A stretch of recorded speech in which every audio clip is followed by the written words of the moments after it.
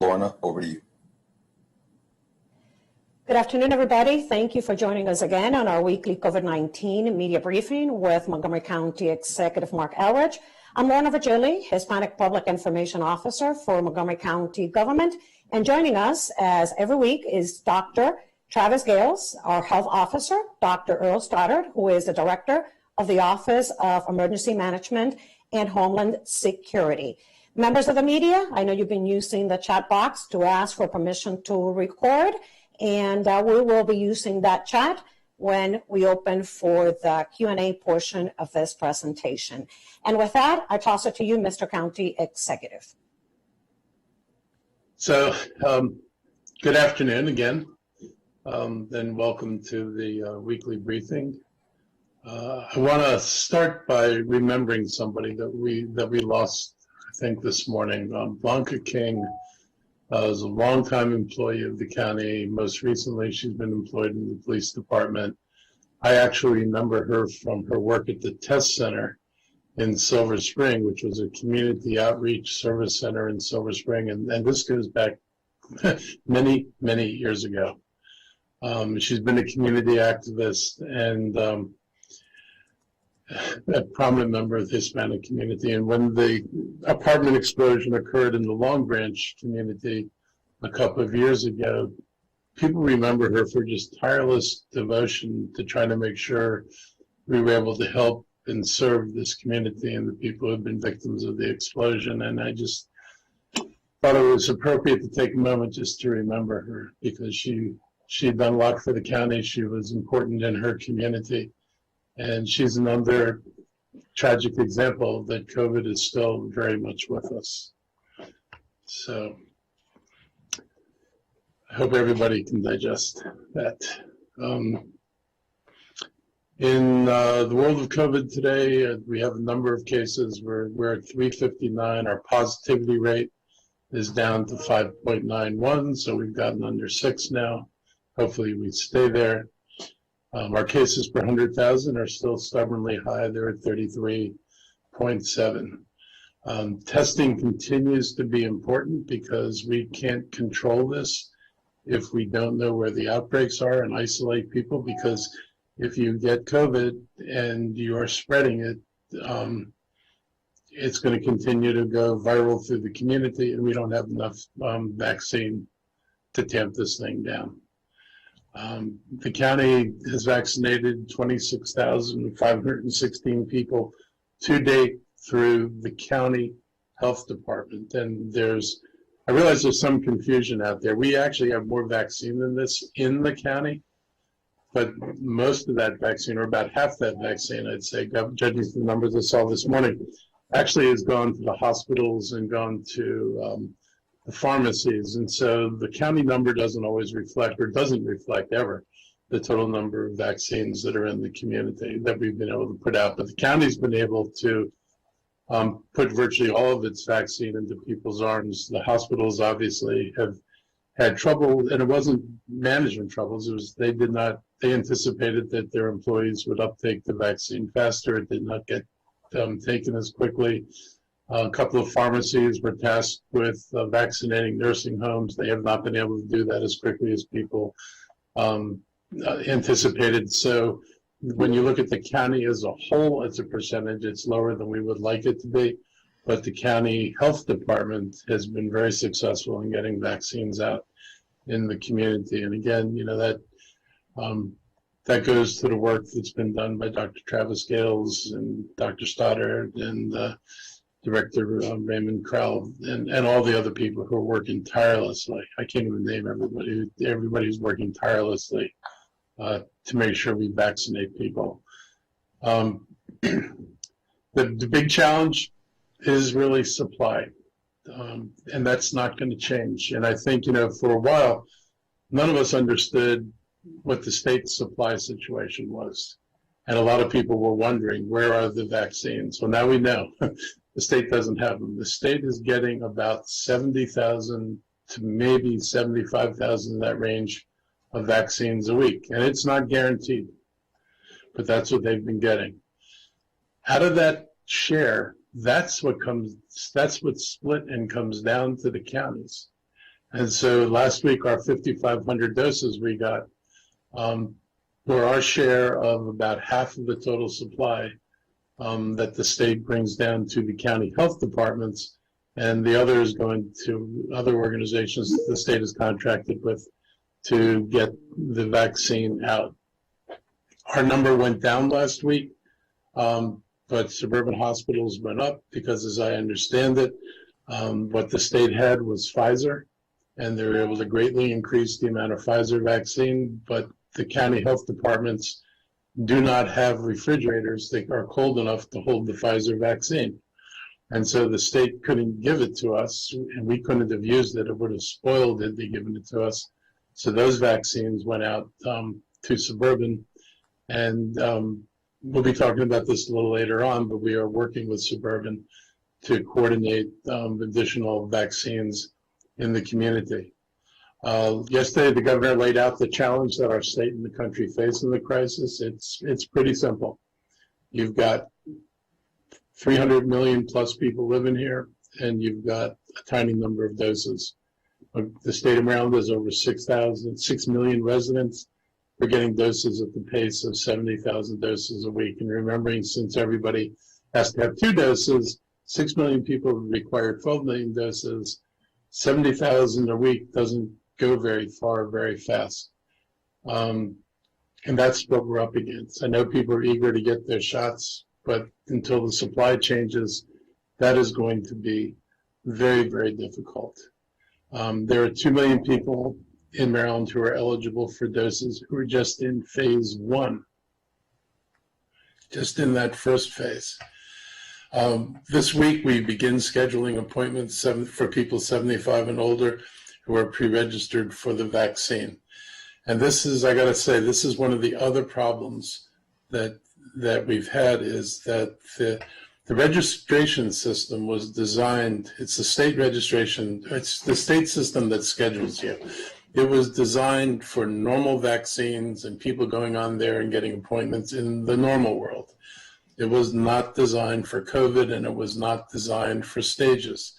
So, for example, if you get sent to the state website because you're in group 1A, 1B, 1C, you can go on that website and it just tells you what places are available to vaccinate you throughout the state. You can put in 50 miles, 20, I think 25 miles, or whatever. It tells you where you can go get vaccinations. It does not adhere to the priorities of the state, which is, some of our frustration, so that we have the largest, when I talked to the governor, we have the largest population of people in group 1A, which is the first group we are supposed to vaccinate, the agreed upon #1 priority. But we have the largest number of people in that group. We still have not been able to get through that group, despite putting every vaccine we've gotten into the arms of those people. And so when the state opens up to 1B and now 1C, there are a lot of people trying to get scheduled for appointments, and we're still trying to finish 1A and move into the 1B group of adults 75 years and older. This is what we talked about. The governor and his folks realized this is a problem, and it's not just a Montgomery County problem. When you've got so many people trying to get vaccinated that far exceeds the supply of vaccine, and you have a system that can't differentiate between what group you fit in, people are getting appointments as quickly as they can get them, and they're not going in order. And so we're not able to focus on 75-year-olds because people are getting sent to clinics for vaccines who are younger than 75. It's a major problem. So we're hoping that the state, which is working with us, can help fix their scheduling apparatus. It would be really, really important. If we're going to do this effectively, though, we need people. If you get a letter saying you can register now, do not send that letter to your friends, because they don't have a number on there, a unique PIN that means that only you will get that vaccine. So if it's spread out among even more people, and there are people who aren't even of age, we've had examples of people who are in their 30s and 40s signing up to get vaccinated because somebody sent them a link and showed them how to get in. They are taking away vaccines from people who are in the highest priorities in the state. And we need people not to do that. So if you get an authorization that you can register, do not share it with your friends until we figure out how to put a unique identifier and have the state system able to identify it and block out anybody who tries to use that number twice. It is just adding to the problems of orderly scheduling, and it is putting people at the front of the line whose turn it is not yet. And there is a rationale for this order. We know why the front-facing workers are there. They are the people who are exposed to COVID every day in their line of work. They are our health workers. These are the people that everybody who's healthy, you need these people to be healthy, because if you get sick, you need these people to be able to help you. If you need our police department and fire department to be able to respond to calls. So that's why they were number one. The second group was the 75 plus group. We know that that they're there because of the higher mortality rates in that group. And then it's the 65-year-olds, and then the teachers, because the governor has said that he wants kids back in school in some form. Nobody expects schools to fully open with every classroom full, just like it was last January. But there will be some going back, and we need the teachers who are going back to get vaccinated. So those are the first three priorities. In the county, we're still finishing 1A, starting 1B, which is the 75-year-olds. Our partnerships, which you'll hear about, are dealing with people who are outside of what the county's trying to focus on. The doses we get, we're trying to throw at the senior population so we can get them vaccinated. When we're done on the county side with the senior population, we will turn our attention to the 65 plus group, which is going to take a while to get vaccinated. But we're trying to get people to realize there has to be an orderly progression. There's a reason why it's been set up like this. And I feel the frustration. I can't tell you how many emails I've gotten from people who are eligible, 75-year-olds, who say, I go on the site, and by the time I get to the point where it says you can now schedule your vaccine, all the site they tried to register on is full.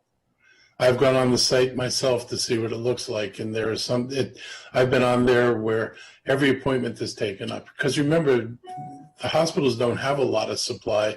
The pharmacies don't have a lot of supply. When Giant gets supply, I think it's going to be something like 200 doses.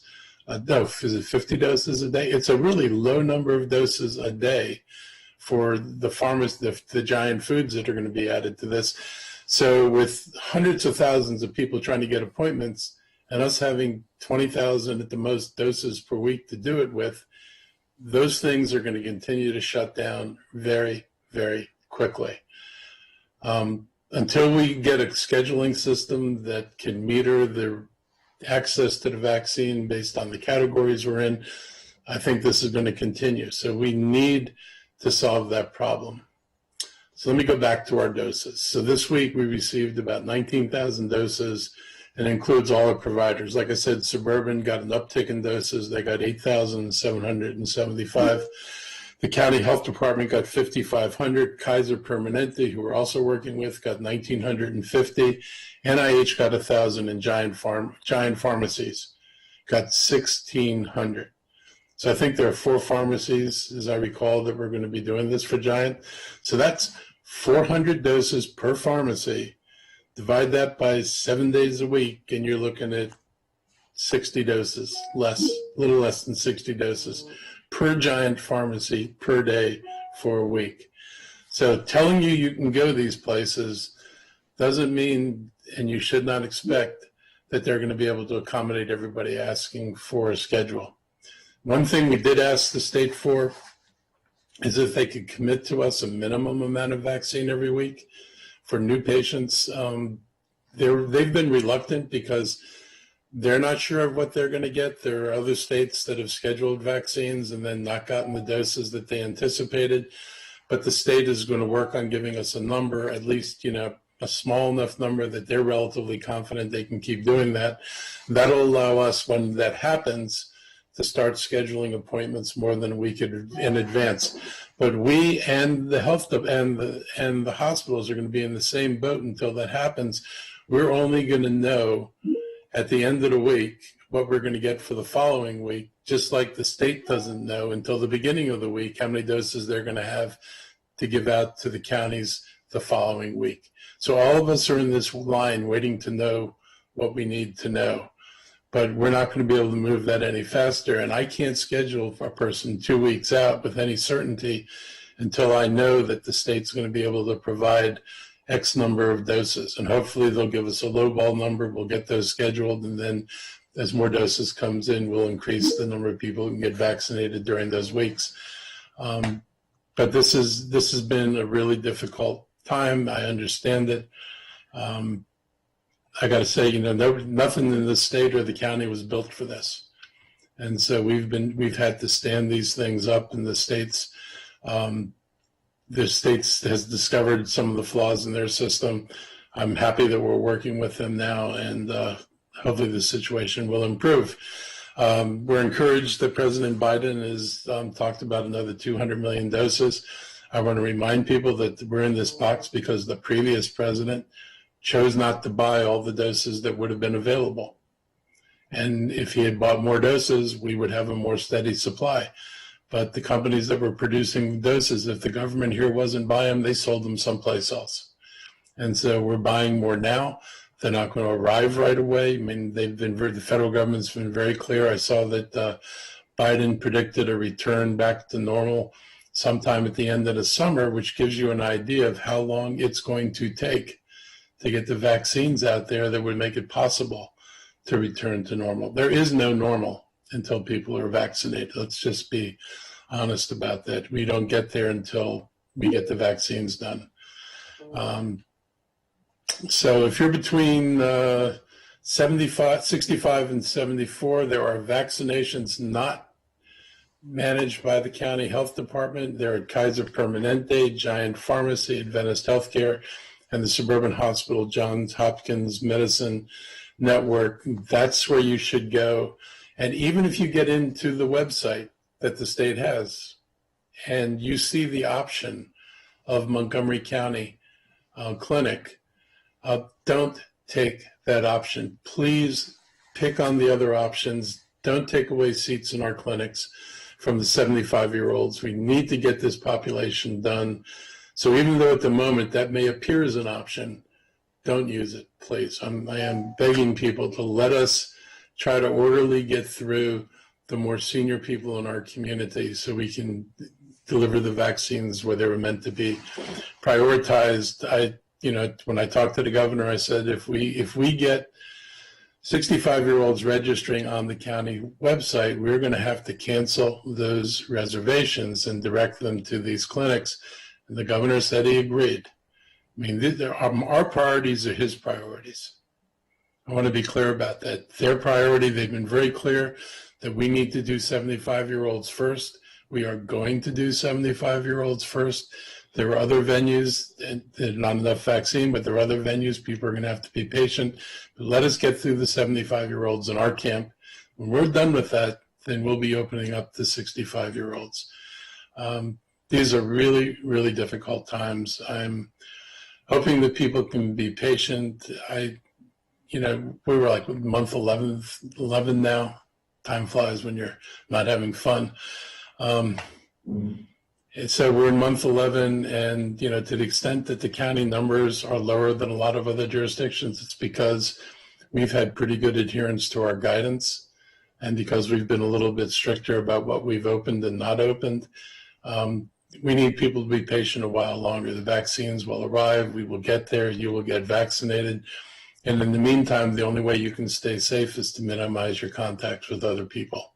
So give us another few months, give this country another few months to get to the point that we've got enough vaccine to start going around. Don't lose patience and start doing things that are only going to increase the risk to you and to the people you care about. That's my ask. It's the same ask I've been making for weeks. Let us get through this. Be patient. Wear your masks. Stay away from people, as hard as that may be. And we will get through this together. Thank you. Thank you, Mr. County Executive. Dr. Gales? Good afternoon, everyone, and happy Wednesday. I hope you and your families are continuing to do well. I will keep my remarks brief to save time for questions. A couple of things to highlight in addition to what the county executive mentioned on the general perspective. I know lots of questions are about vaccines, but just as a reminder, we're still in the midst of managing a pandemic, as evidenced by the number of cases we've seen across the state and across the country.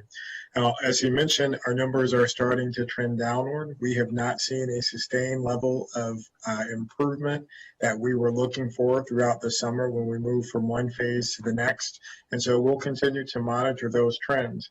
In addition to looking at the numbers from the community transmission level, we also are continuing to monitor the potential introduction of variant strains within our community.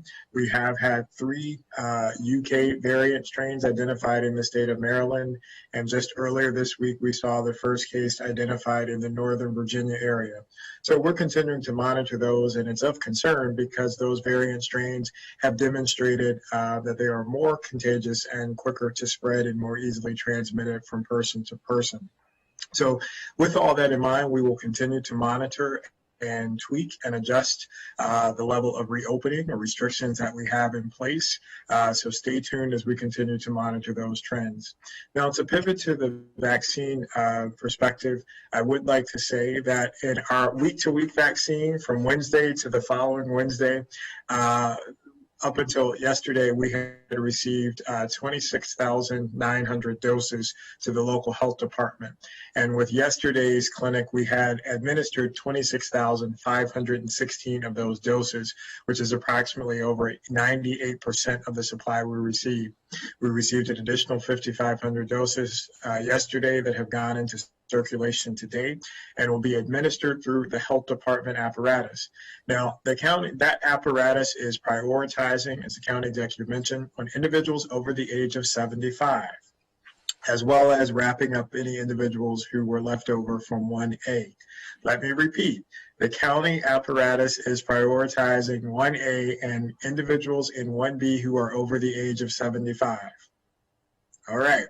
Now, the county executive mentioned that we have formed some partnerships and worked with our local hospitals and health centers, including all of the hospitals, and a number of them have stood up clinics starting this week, and one is in the works. Holy Cross and Adventist have stood up clinics beginning on Monday of this week. Actually started a little bit last week, but their clinics are for individuals in 1A, 1B, and 1C. So individuals who are over the age of 65 and fall into those essential employee categories, as well as those over 75, are able to register within those systems and obtain vaccine there. And obviously everybody is limited by the quantity that they have. Just because you're eligible, unfortunately, does not translate into having an automatic appointment. Now, the other opportunity that the county executive mentioned is we were made aware of this weekend through a partnership with Johns Hopkins and Suburban Hospital. Now, the state allocated approximately just over 8,700 doses to Johns Hopkins, and they reached out to us because their directive was to get these doses out to Montgomery County residents. And so we have worked with them over the weekend and over the last several days to discuss rolling that out, and that will be available for individuals who are part of their health system, who they've seen over the last several years, who fit the 1A, 1B, and 1C categories based upon age. They also will be working with our school system, starting with the public schools, to provide opportunities for vaccination for educators and teachers.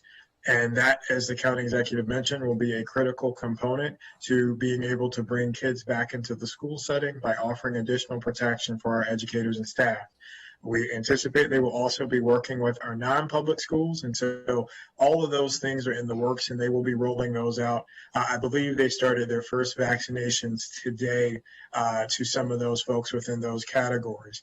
They will be executing that at 3 different sites, one in Germantown, one in the Bethesda area near their suburban campus, as well as a site at the Applied Physics Lab, which is actually in Howard County, but again, the doses will be earmarked for Montgomery County residents.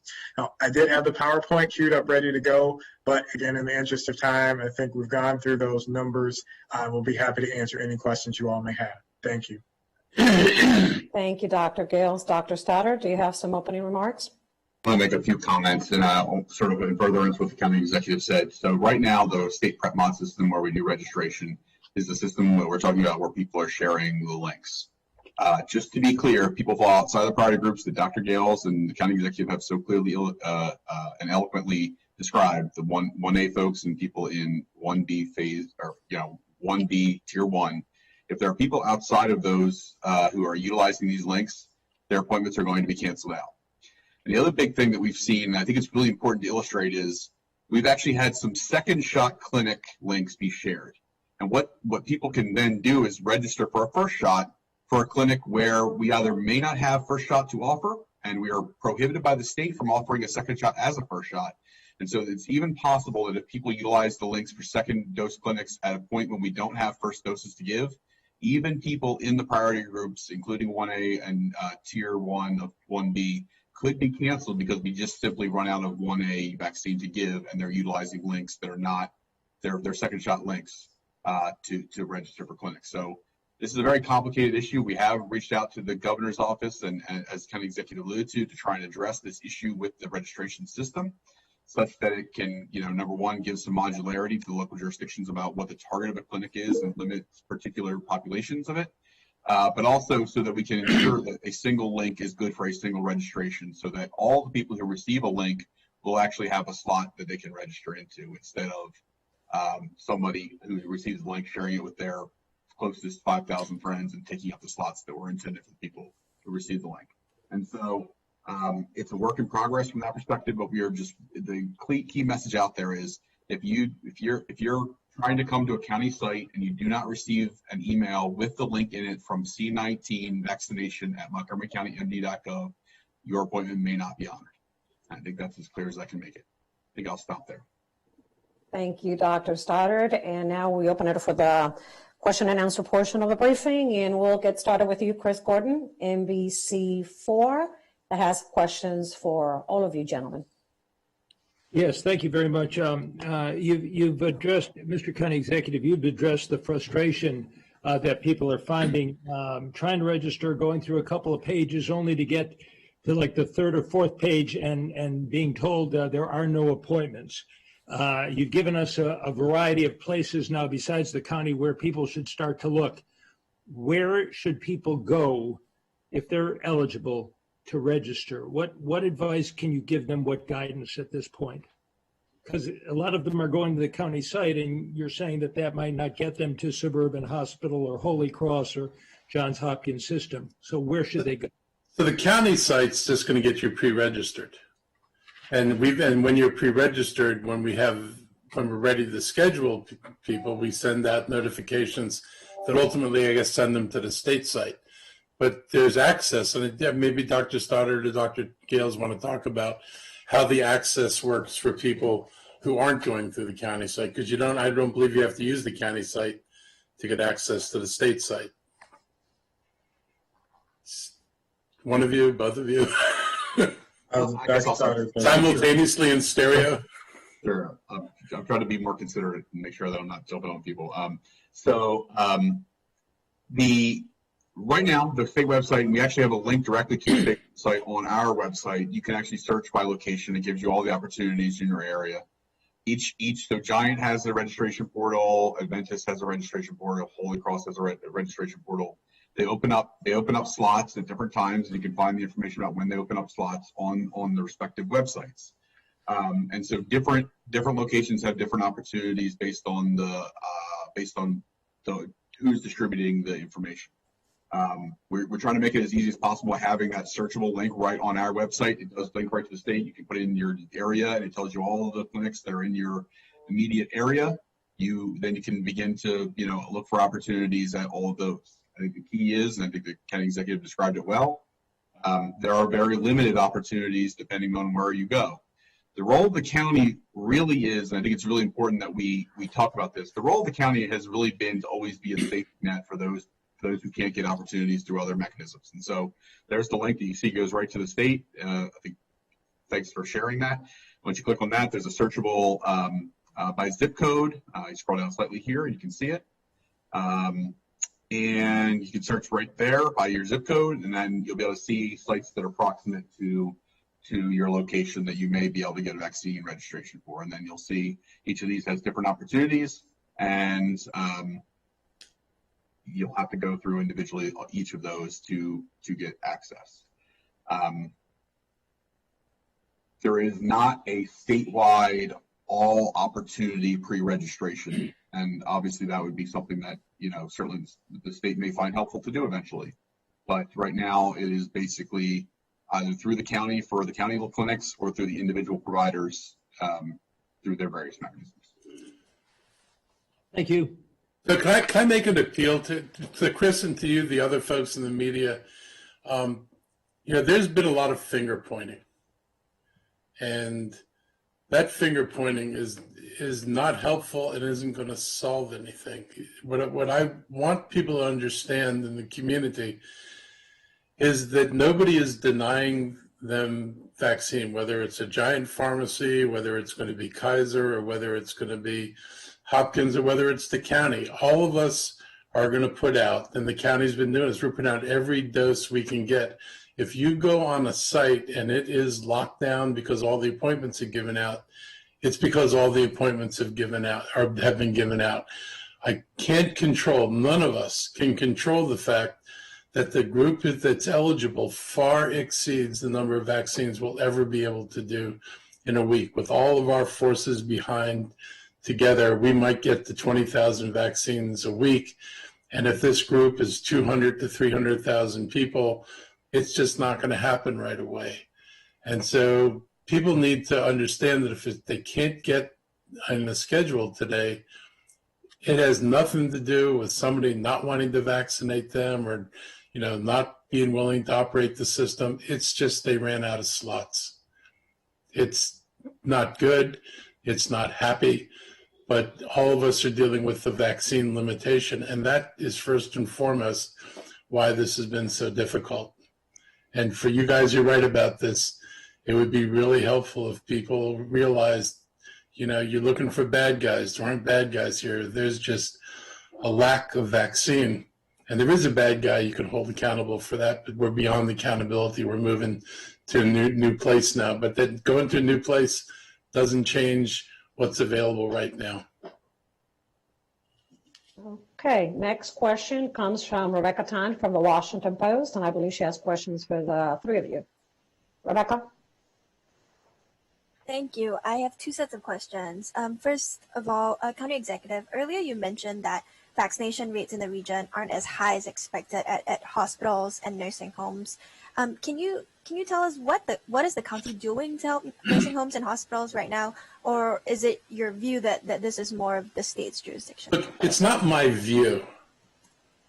This isn't a matter of an opinion. It is a fact that the state provided the doses to the hospitals and to the pharmacies, and the state tasked them with what they were supposed to do. I can't explain the pharmacies and the inability to get things out to nursing homes. I don't understand it. But we don't have a role to play. I don't have even the ability to make them do something they haven't done. The hospitals are a different case. I mean, I think the state gave them doses in good faith that their staff would take up the doses. And then what happened was the staff hasn't taken them up as rapidly as was anticipated, which has left them with doses that are available. And the state was clear that rather than sit on doses that are available for weeks and weeks at a time, get them out to people who need them.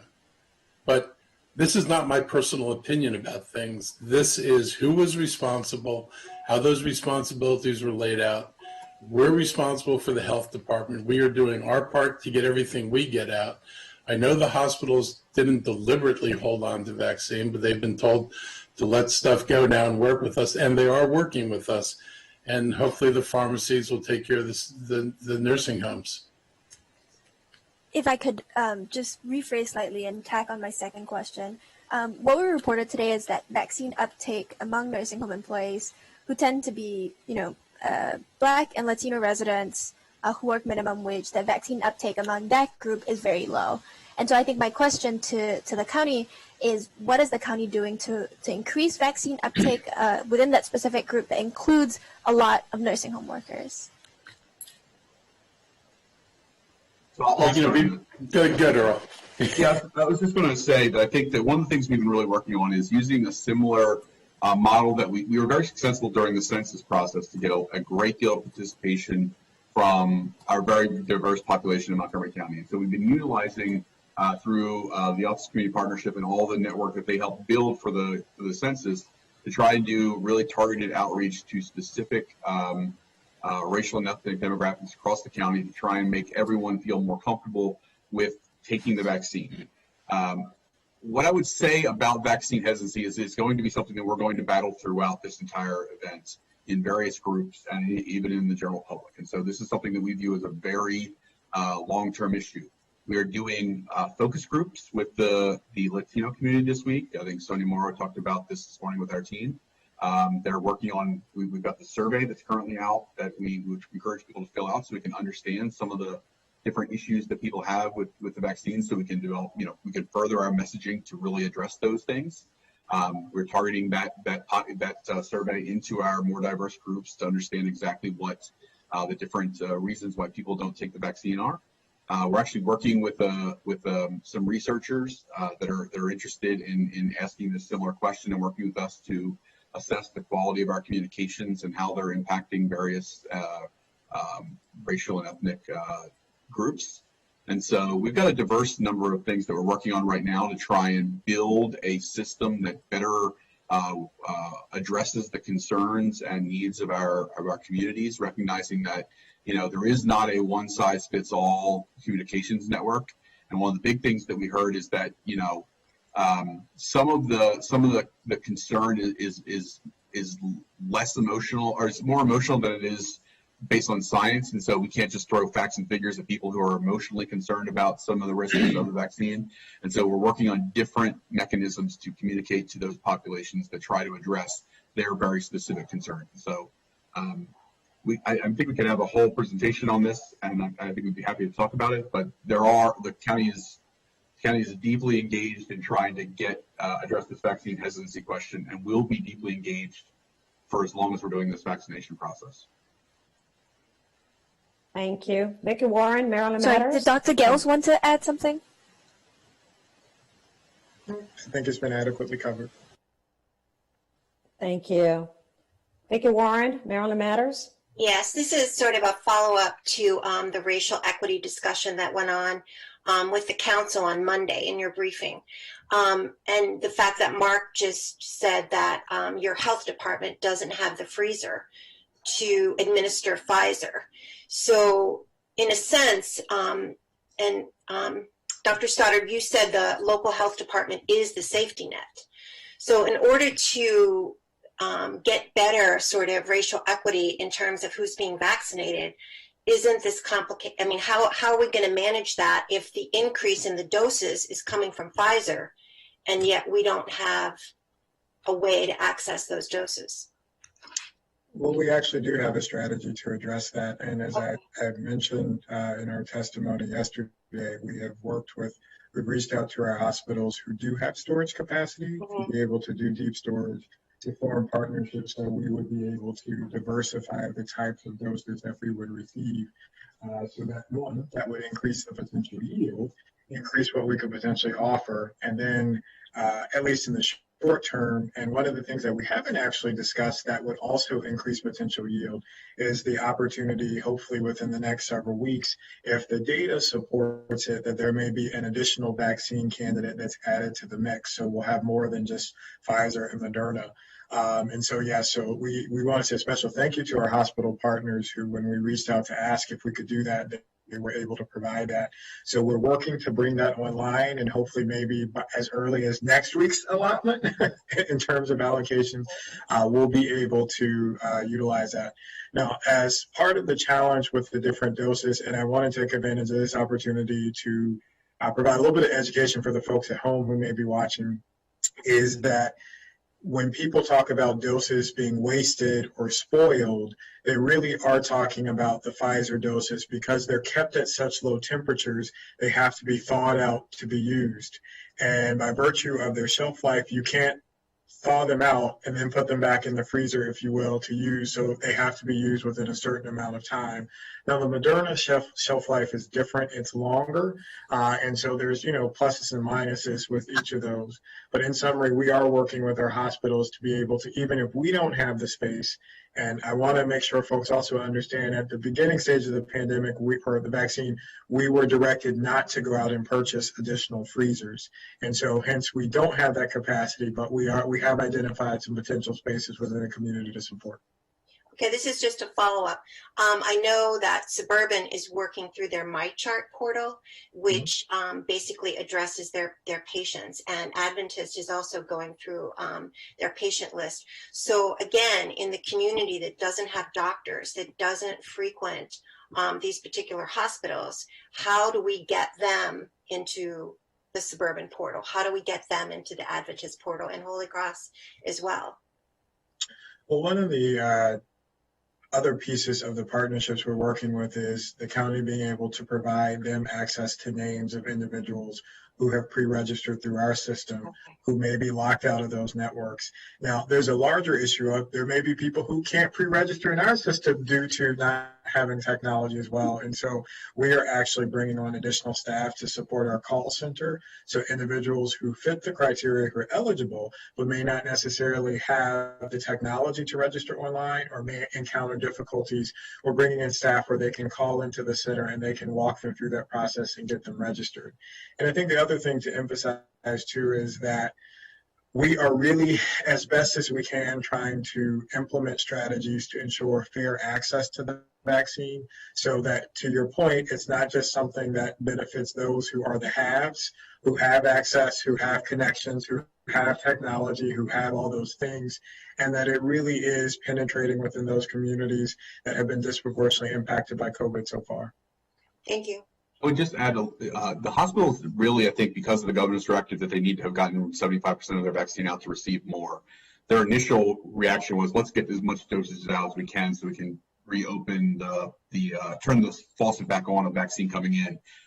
They are very interested in following equity-based principles. Hopkins actually talked about having a panel of ethicists working with them to be able to look at how they distribute vaccine and target it, whether by geography or other characteristics. That not only does it address racial and other equity questions, but it also addresses the fact that viral spread in Montgomery County has been disproportionate in certain communities. And so if you want to break these chains of transmission, targeting the vaccine towards those areas makes a whole lot of sense from a whole community perspective. And so they recognize this too. And so I think as obviously some of these apparatus were stood up very quickly, and there are other more sustainable, durable systems that are being set up. I expect you'll see more emphasis on equity as the systems really get ramped up and built out. Thank you very much. Thank you. Kate Ryan, W2OP, questions for Dr. Gales and the county executive. Kate? Thank you. Thank you so much. And I'll take responses from anyone who has the answers. I'm not going to be picky. I do want to go back to, and forgive me, but I think we can't be, basic enough on this. I want a vaccination. I go to either the state or the county portal to pre-register. Once I am pre-registered there, I am good to go, correct? Dr. Stoddard actually is coordinating the pre-registration. Shaking his head, sure. Yeah, You are pre-registered for Montgomery County, I think, government sites. If you are not pre-registered for Giants, you are not pre-registered for Kaiser, you are not pre-registered for Adventist, you are not pre-registered for Hopkins. It is for the county vaccination sites that you're pre-registered for. We will work in concert with those other locations. So like Dr. Gale said, there may be more opportunities for share people on our list into their clinics. Right. But that doesn't automatically guarantee you that the only pool of people that will be drawn from for any site in Montgomery County will be our pre-registration. Thank you, because that's what I want to get to. Should people register on all of them, suburban, giant, et cetera?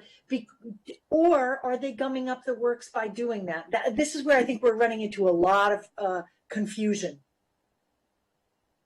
Well, you introduced the fact that so by over-registering and trying to saturate the system, you thereby lock up appointments that could be shared with other folks.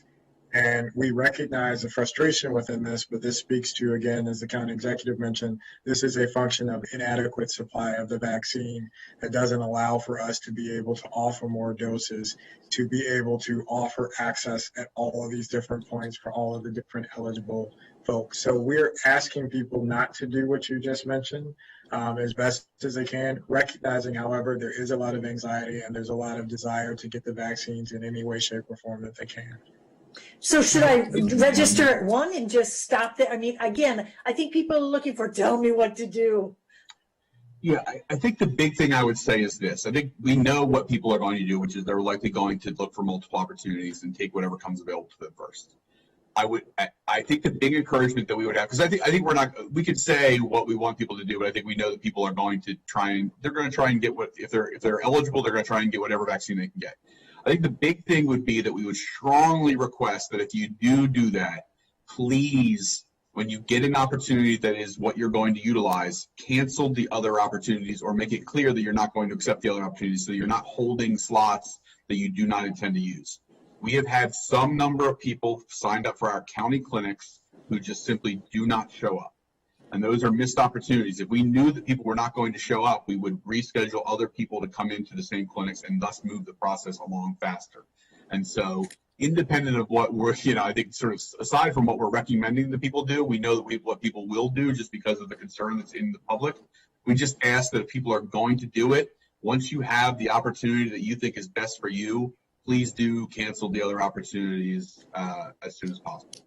Got it. And a quick follow-up there. What about the Southwest model? We talked earlier in these meetings about, hey, if we're moving on to a new group, it doesn't mean that group in 1A or 1B can't get seen. So how do you handle the people who are in 1C saying, hey, we're supposed to be allowed, right?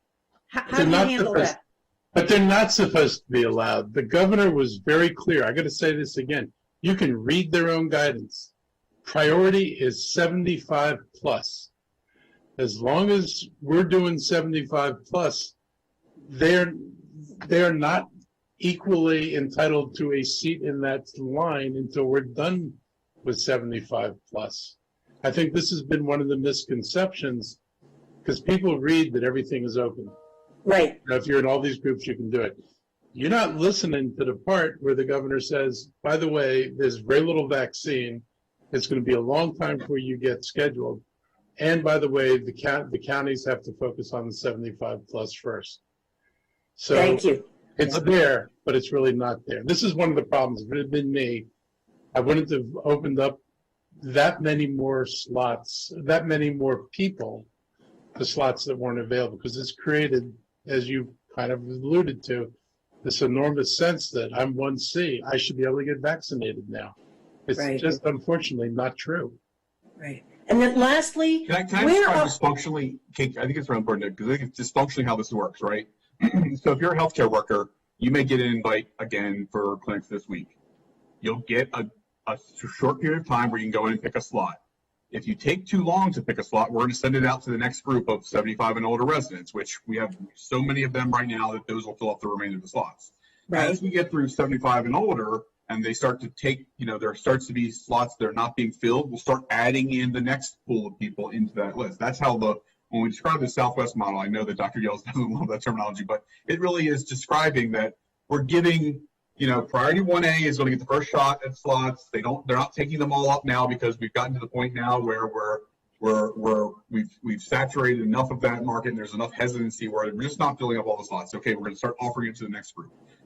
Right now in 75 plus, there are way more people that are going to take the slots than we have slots, and so they just fill up quickly. At a certain point in time, it'll start to we'll have vaccinated enough 75-year-olds where we're not filling those slots as quickly as possible. So we're going to move into the tier 2 group. That's when we describe the model that we're describing. That's really functionally how it works, is that there are still healthcare workers in Montgomery County that will be vaccinated at Montgomery County sites this week. There are just not taking up the slots is fast enough, so we're giving it to the 75-year-olds, and we'll continue down that pathway until we get to the end. Okay, last one for clarification. When we say we've got 18,000 or 5,500 here or there, what does that mean for the second vaccination that I have to get? Are those, when you get them, do you have to take some and set them aside? How are those being done?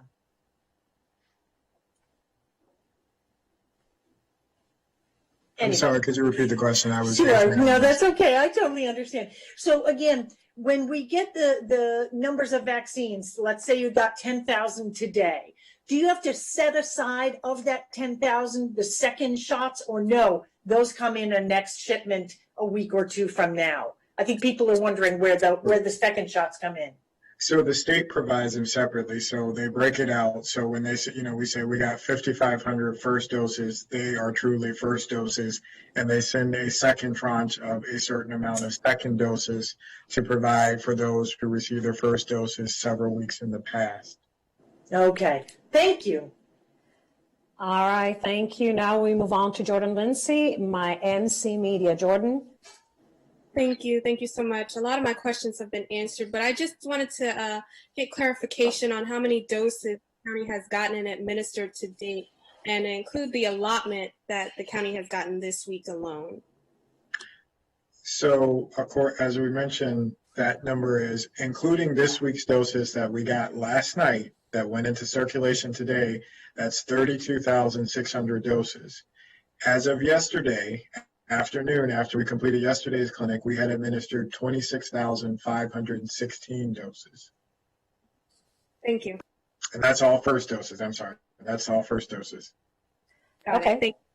Thank you, Jordan. We have a couple more follow-up questions, gentlemen. Rebecca Tan with a post follow-up for you, Dr. Gales. Rebecca? He addressed my follow-up question earlier, so I'll send some others privately, but thank you. Okay, thank you. And then Robert McCarney, also with the Washington Post, has a follow-up question. Yes, following up on Kate Ryan's good question, my understanding is that when I registered, I live in Montgomery County, that when I registered with the county, all I was doing was saying, you will send me a note when I am eligible, okay? So I'm waiting to hear from you when I will become eligible. I'm in 1C. So that's with the county's clinics, the county's facilities. But is there a way also to register with the state to be notified when I'm going to be eligible? Or do I need to can I do that with Holy Cross, Adventist, Giant, Safeway, CBS, etc.? That's what I'm not clear about. What I understand how to do it with the county, but I'm not clear if there's a way to do it with the other possible providers. So I want to clarify, because the terminology. So when you're pre-registering with us, what we're going to send you is, we have a spot for you. Click this link. You can register for an actual time location. Based on your categorization, you're eligible or not based on, our tiering. But what you'll receive actually from the county is, we pulled not pulled your name out of the hat, but your name has come up as being, it's your time. Here is a link to register and pick a location. That's when you'll hear from the county. We'll provide updates and other things like that, but the ultimate endpoint of the pre-registration process is, we have a spot for you. Not you're eligible, meaning you're in the category of people doing, but we actually have. Right, I understand that, yeah. But I'm waiting. At some point, I will get an email from you. Here's a link to sign up. Correct. Okay, that's going to be weeks from now, based on where you guys are and where I am. But can I pre-register the same way, either on the state site or for the Giant, Adventist, CVS, etc.? Most of them are not doing a pre-registration now. I don't think any of them are doing really a pre-registration now that I'm aware of, and certainly if I'm incorrect in that, I'll correct it for you.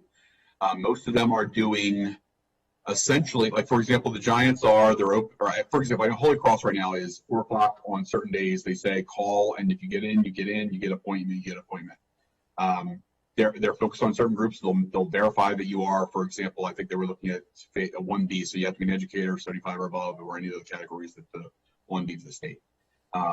Right now, Hopkins is largely drawing from their internal 27,000 65 and older people who have interfaced with Hopkins in the last 2 years in Montgomery County. So it will vary by location, but I am not aware of any other entity that is allowing a pre-registration process, with the obvious exception that we are hoping that we will have other providers accept from our pre-registration list, because obviously that's an easy way for them to find people who are interested in receiving the vaccine. Okay, then just one other follow-up on something Mark said. So I'm in the 65 to 74 category. Okay, and I'm not asking for myself. I'm asking to just sort of explain to the public. So if I were able to get an appointment at Giant or Holy Cross or Adventist, in theory, I could do that even though I'm not supposed to. Is that basically the message? In other words, I'd be cheating if I did that. That's a dicey way. What? That's a dicey way of framing it. Look, if you do it at the county site, we're telling you, please don't do it, because we alone are absolutely responsible for getting that 75-year-old group done. Right. Travis is working with the other folks to do the same thing. I would, if it was me, the 1Cs would have been held off until this group was completed. Right. If you feel safe and aren't burning to get the vaccine tomorrow, and you'll stay in your house and you'll keep your mask on when you go out, I would ask you to wait. But if you feel that there's a need, then I'm not going to say, and I can't tell you can't do it. I'm just going to say, think about where you sit compared to other people. Right. And do you need it or don't you? And the governor's saying the same thing. Please don't do it. Yeah. Even though it's technically allowed, he's asking us not to do it. It's like a civic responsibility appeal. Yeah. Good. Okay. We've responded to civic appeals before. That's fine. I'm just trying to get it clear.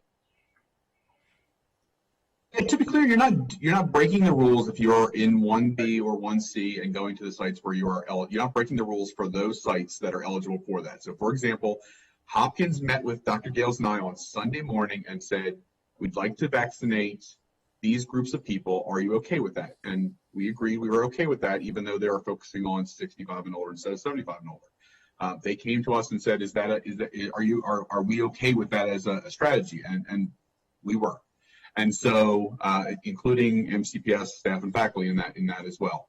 And so we're really trying to, and this is one of the things that the county executive he talked about with the governor, is have a holistic all county strategy where we may be focused on a particular set of high priority groups, and other entities within the county may be covering other portions of the 1C category, for example. And so it's really meant to be an all of county sort of strategy. Frankly, we need to continue to try and build more collaboration so we can have these, using the same pre-registration list as an example. So you're only going to one place to pre-register. That's a really good example of some things that we're working on building out on. But I think just to the point that you raised, you're not doing something wrong if there's an entity like the Giants or Hopkins that's saying they're going to do 65 and over. You're not breaking the rules going there. We're just saying if there's a specific target for the clinics, stay within the bounds that they sort of set forth on those clinics. Thank you, gentlemen. Well, we've been at this for a little bit over an hour. We need to close. Reporters, if there are any pending questions, please do email to us at the Office of Public Information. Thank you, everyone, for participating today, and we'll see you next week. Thank you. We'll be back. Longstanding rule. But it does differ from state to state, so sometimes that's really confusing for voters. But in the state of Maryland, it is a closed primary, and they do have